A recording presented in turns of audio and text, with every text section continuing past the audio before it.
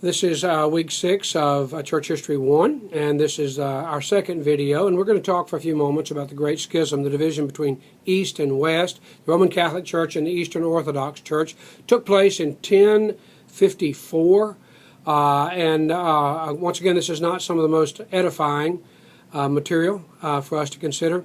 And when we talk about the great Church of Jesus Christ and her mission into the world, this is not one of the high points because it shows some of the great weaknesses of mankind insofar as competition, pride, ambition, poor communication, just animosity and anger, and ultimately produced something of a black spot.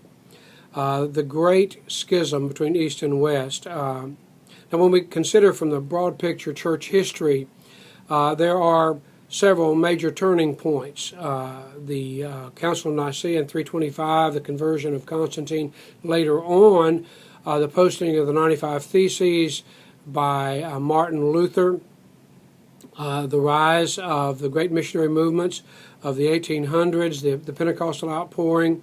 All of these things are great turning points in the history of the church, but one of them certainly is the division between East and West, 1054, important moment in church history. So how did it happen? Why did it happen?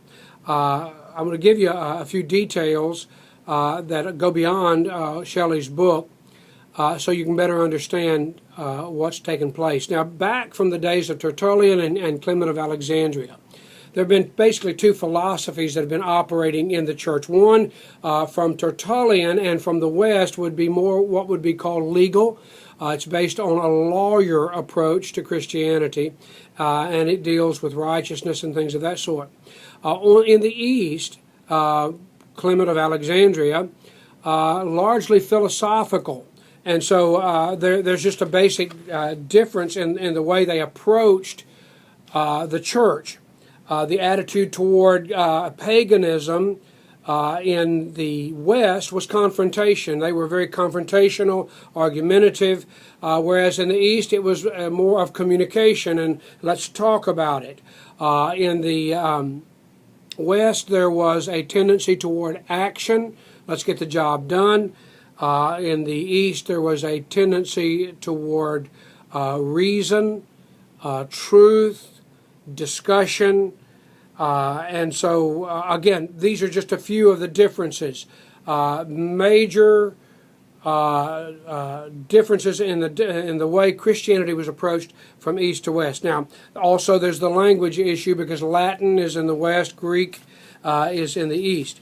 So all that being said, we come down to a point where there's the Bishop of Rome, who at that point was Leo IX, and then Michael Cerularius, who is the patriarch, the head patriarch in Constantinople, and they now are faced off with each other. Well, what caused the face-off? Well, part of it was the fact that the divisions between East and West were not as sharp as we might think. In other words, there were Greek churches in Italy, and there were also Roman churches over in the East. And these practiced Christianity in different ways. And so the invasion from the north of all the different, the Frankish and Norman invasions put pressure on the churches to consolidate, and they tended to want to unite. And when they began to unite, they found that there were great differences, and there was conflict as a result of that. The alien churches is what they were called because within the West, the Greek churches simply operated differently. Vice versa for the Western churches in the East. It came to a head when the Patriarch, or the Metropolitan as it were, of Bulgaria wrote a letter to Cerularius complaining. And he said that these Western churches practice Jewish customs. They have the feasts on the Saturdays, and they have the wrong kind of bread for communion, and they don't sing the right songs. This may seem very petty to us, but once again, this is church, and unfortunately, this is sometimes the history of the church. So as a result, Leo IX sent His trusted aide, Cardinal Humbert, who was a bad choice because of his personality. But he was the man that went, and he arrived in April in Constantinople to try to make peace, but he was carrying in his hand a document, a letter from Leo, and that letter basically said, you must recognize the primacy of the Bishop of Rome. Cerularius would not receive Humbert. As a matter of fact, would not even see him for 2 months. Now, that's somewhat in your face, or I should say not in your face. Wouldn't see him. Stiff-armed him. And as a result, of course, Humbert is deeply offended. Now, an interesting thing happens at this point. During this 2-month period, Leo IX dies back in Rome. So in essence, the authority of Humbert no longer exists, because with the death of the Pope, dies the death, ends the authority of his legates. But Humbert did not do that, so he stayed. And as a matter of fact, he finally came, delivered the letter, did not do it in person, but he delivered the letter. Cerularius rejected the letter, would not accept it. As a result of that, on June 15th, 1054, Humbert walks into the great church, the Hagia Sophia, Holy Wisdom Church in Constantinople, and places a papal bull of excommunication on the altar, thereby excommunicating Cerularius from the Roman Catholic Church. Now here's, once again, the problem with this. Leo is dead. Leo does not issue the papal bull. Humbert did, and he did it without authority. But he did it. A deacon purportedly picks the bull up, runs, follows Humbert out into the street. Humbert won't take it back. It falls into the street, and there it lies.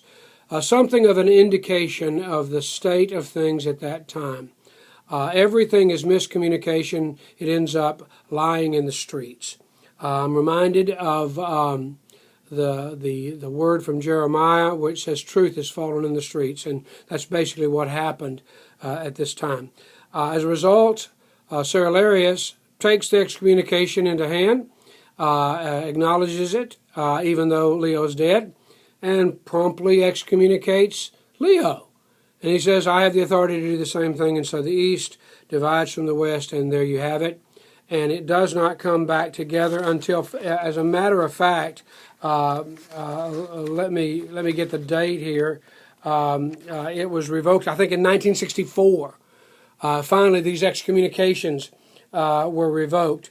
The division between East and West, they were very different. There was a sense in which perhaps this was inevitable, but once again, it argues against the four-part statement of the Nicene Creed: one holy Catholic Apostolic Church.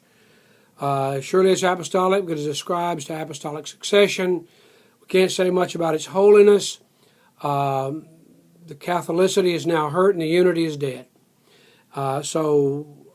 Once again, bad page in church history, but the division between East and West. What happened to the Orthodox Church as a result of that? Well, basically it's become the least known aspect of Christianity. Later, whenever Islam overran Constantinople, the church died there. And so there was a migration of the center or home base of Orthodoxy north to Moscow. And we have the Russian Orthodox Church. But Orthodoxy is basically a disunified branch of Christianity. They're unified basically in doctrine, but not in structure. So God bless you as we study the history of the great and wonderful and powerful body of Jesus Christ, the Church of Jesus Christ. God bless you in your studies.